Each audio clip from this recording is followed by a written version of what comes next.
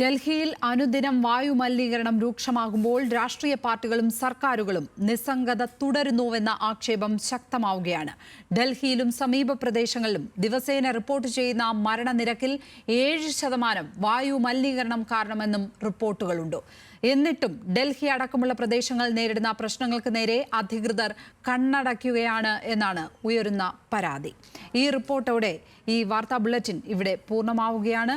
ശേഷം സന്ധ്യാനേരത്തിൽ സംഗീത സക്കറിയാസത്തും. നമസ്കാരം.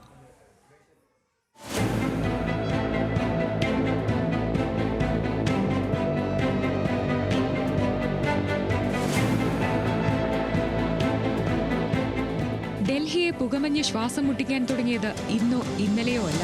ജീവനെടുക്കുന്ന രീതിയിൽ വായു ഇത്രയധികം വിഷലിപ്തമായിട്ട് പതിറ്റാണ്ടുകൾ പിന്നിട്ടിരിക്കുന്നു. ഇതിനിടെ ഗുരുതര ആരോഗ്യ പ്രശ്നങ്ങൾ ബാധിച്ച് ജീവൻ നഷ്ടപ്പെട്ടത് പതിനായിരങ്ങൾക്ക്. 25-30 വർഷങ്ങൾ മുൻപ് പറഞ്ഞ പരാതികൾ ഇപ്പോഴും ആവർത്തിക്കേണ്ടി വരുന്നു. സ്കൂളിൽ പോകാനാകാതെ വീട്ടിലെ അടഞ്ഞ മുറികളിൽ കുട്ടികൾ തടവിലാക്കപ്പെട്ടു. ഡൽഹിയുടെ കഥ ഇങ്ങനെ മാറ്റമില്ലാതെ തുടരുന്നു.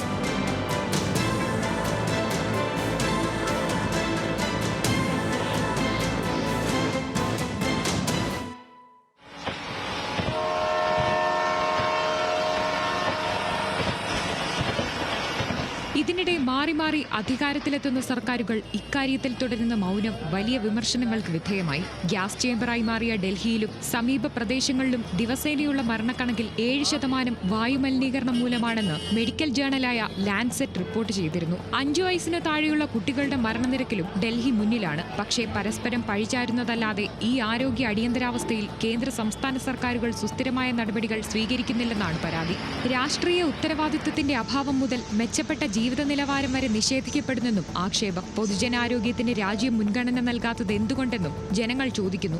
वैसे हम द्वारका में रहते हैं सर, है ना, वहाँ पे आसपास का एरिया पूरा इतना कंजस्टेड हो रखा है और मतलब सांस लेने लायक नहीं है वो जगह. यहाँ देखो बहुत दिक्कतों का सामना करना पड़ रहा है. एक तो गले में जलन हो रही है, ठीक है, और जो वायु है यहाँ की बहुत दूषित है, सांस लेने में भी प्रॉब्लम है.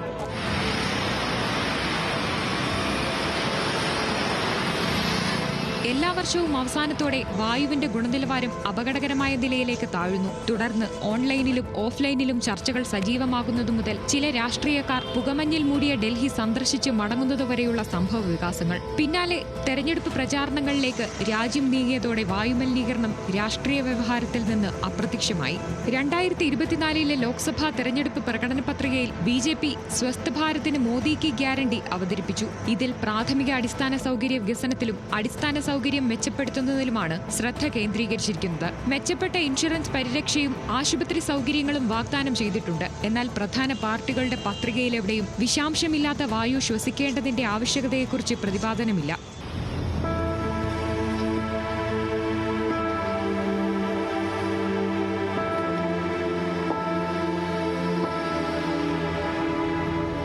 തെരഞ്ഞെടുപ്പിന് മുന്നോടിയായി പ്രധാനമന്ത്രി നരേന്ദ്രമോദി 200ഓളം പൊതുപരിപാടികളിലും ലോക്സഭാ പ്രതിപക്ഷ നേതാവ് രാഹുൽ ഗാന്ധി 107 പരിപാടികളിലും പങ്കെടുത്തിരുന്നു. വായുമലിനീകരണത്തെക്കുറിച്ചും ആരോഗ്യ പ്രതിസന്ധിയെക്കുറിച്ചും ഇരുവരും പ്രസംഗങ്ങളിൽ പരാമർശിച്ചിട്ടില്ലെന്നും ദേശീയ മാധ്യമങ്ങൾ റിപ്പോർട്ട് ചെയ്യുന്നു. പണപ്പെരുപ്പം, തൊഴിലില്ലായ്മ തുടങ്ങിയ വിഷയം പോലെ നിർണായകമായ വായുമലിനീകരണം പ്രശ്നങ്ങൾ രാഷ്ട്രീയ ചർച്ചകളിൽ എന്തുകൊണ്ട് ഇടം പിടിക്കുന്നില്ലെന്നുമാണ് ഇതോടെ ഡൽഹി നിവാസികൾ ചോദിക്കുന്നത്. അതേസമയം പൊതുജനങ്ങളുടെ പ്രശ്നങ്ങളിൽ പൗരബോധം വളർത്തുന്നതിൽ ഭരണകൂടം പരാജയപ്പെടുന്നെന്നും നിരീക്ഷകർ പറയുന്നു. വായുമലിനീകരണം ഒഴിവാക്കുന്നതിനുള്ള നടപടികളിൽ മുതൽ കോവിഡ് കാലത്ത് ഗംഗയിൽ മൃതദേഹങ്ങൾ ഒഴുകിയതുവരെയുള്ള സമീപകാല സംഭവങ്ങൾ ഭരണകൂടത്തിന്റെ ഉത്തരവാദിത്തമില്ലായ്മയിലേക്ക് വിരൽ ചൂണ്ടുന്നെന്നും നിരീക്ഷകർ അഭിപ്രായപ്പെട്ടു. എന്തായാലും പ്രശ്നം ഗുരുതരമാണ്. മലിനീകരണം തടയാൻ സുസ്ഥിരമായ നടപടികളും ആവശ്യമാണ്. ഇനിയും കണ്ണടച്ചാൽ ഡൽഹിയിലും സമീപ പ്രദേശങ്ങളിലുമുള്ളവർ ശ്വാസം മുട്ടി മരിക്കുന്നത് നിസ്സഹായതയോടെ കണ്ടുനിൽക്കേണ്ടി വരുമെന്നും ആരോഗ്യ വിദഗ്ധർ പറയുന്നു.